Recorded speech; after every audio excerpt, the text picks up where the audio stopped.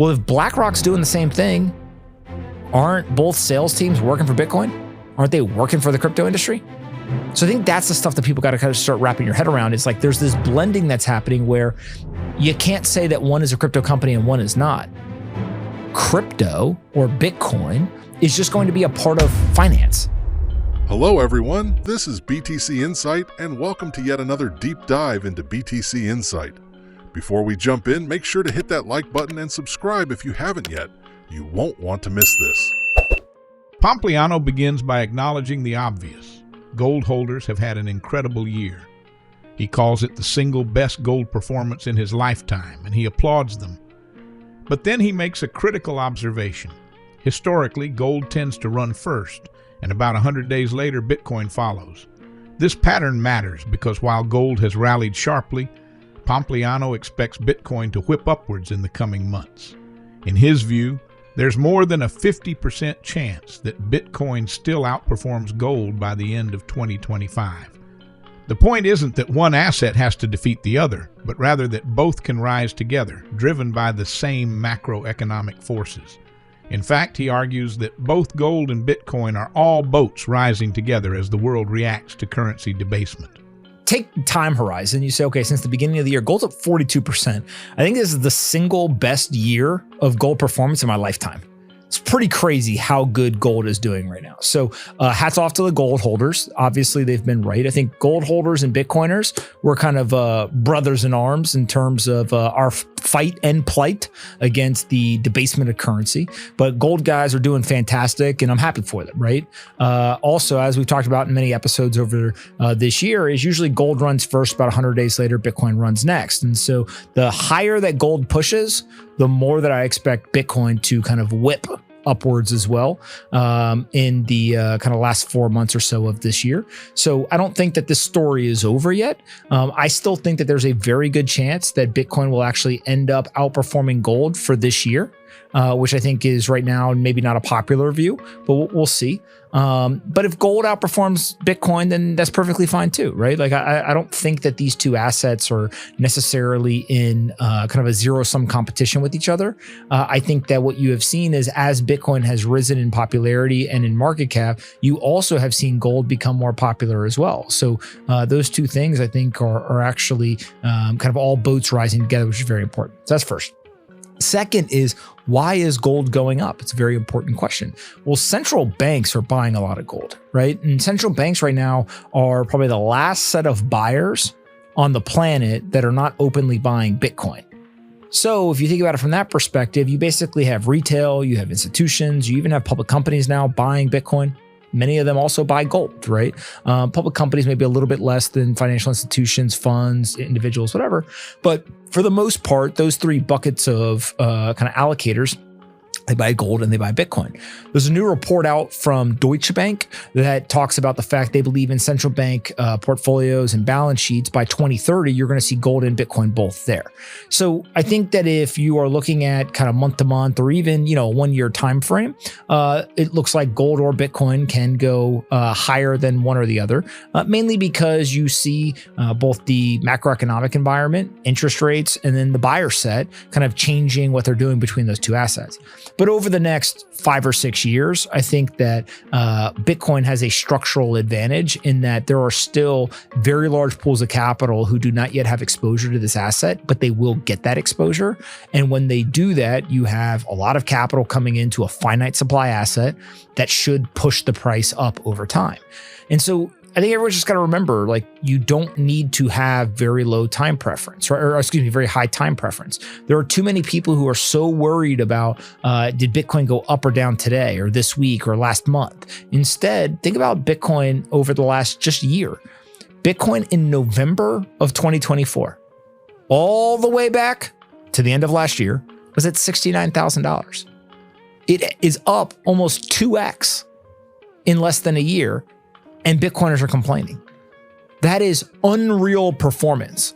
And so when you look at that, you say to yourself, okay, hold on a second here. Yes, if you go back and you look at gold since the beginning of 2024, it's up a lot as well. It's up 42% just in 2025. but Bitcoin is up more than gold since the beginning of 2024. And so you can play this like manipulation game with data all day long and say, oh, okay, well, if we go back 9 months, then gold's winning. If we go back 12 months, then Bitcoin's winning. If we go back 18 months, then Bitcoin's winning. Like, right? At the end of the day, these two assets likely have a position in most people's portfolio, is that they're going to own some gold, they're going to own some Bitcoin. Now, I do not own gold. I've been very adamant about it because in that corner, or maybe a dinner plate of my portfolio, I want max volatility and I want max risk taking, right? I'm not looking at something like Bitcoin as I hope it ekes out 8% a year, right? I can use other instruments in financial markets if that's what I was looking for in a part of my portfolio. I can go and I can buy the S&P, I can buy, these other various assets. If I want max volatility, max return, max kind of asymmetry, and max risk, then buying something like Bitcoin is obviously what I'll do. And so I think it just really comes down to like, what are you looking for? And, Cantor Fitzgerald recently came out with this fund that I think is pretty interesting. They've got a Bitcoin gold fund, and their thought process is Bitcoin can drive financial returns on the upside. Gold can protect on the downside, right? There's less volatility to it. Gold's up 42% though. So, in that case, gold and Bitcoin both do really well on the upside. And the thought process would be if there was some sort of market downturn, gold would be able to weather that better than just Bitcoin alone. So I think you're going to start to see people play with these ideas of, okay, you have two store value assets. They both benefit from currency debasement. They both benefit from cheaper capital in the market through lower interest rates and money printing. And so if that's the regime we're headed back towards, which that's what it looks like we're headed towards, then I think you're going to see both of these assets do well. And you can play this game of, in the short term, who outperforms who. But again, I think that there's a good chance. I don't know if I'd say there's a 100% chance, but more than a 50% chance that Bitcoin still outperforms gold in 2025. It's just that gold runs first, then kind of Bitcoin catches up, and let's see what happens. Pompliano doesn't personally hold gold. He wants maximum volatility and maximum upside. But he acknowledges that pairing gold with Bitcoin makes sense for many investors. He cites Cantor Fitzgerald's new fund that combines both assets. The logic is simple. Bitcoin drives high upside potential, while gold cushions downside risk. Together, they offer balance in a world where inflation, money printing, and low interest rates are likely to persist. Treasury companies in general are just one of many buyers in the market, right? Obviously, retail investors have been buying Bitcoin for 15 plus years. They've done a pretty good job of creating value there, right? Again, it is a finite supply asset. The more demand that comes in, the higher the price goes. Retail has a lot of money and they've plowed it into Bitcoin, especially young retail. And so that has driven the price over, a decade and a half. Now you also have, though, institutions. And, one of the things that's really interesting to me is take BlackRock as an example. Nobody would describe BlackRock as a Bitcoin company, but BlackRock is a Bitcoin company. Why? The number one product in terms of profitability inside of BlackRock, from what I understand, is the Bitcoin ETF. Their most popular, most profitable product for BlackRock is a Bitcoin ETF. Doesn't that make them a Bitcoin company? Right? If your biggest products are in the crypto industry, aren't you a crypto company? Right?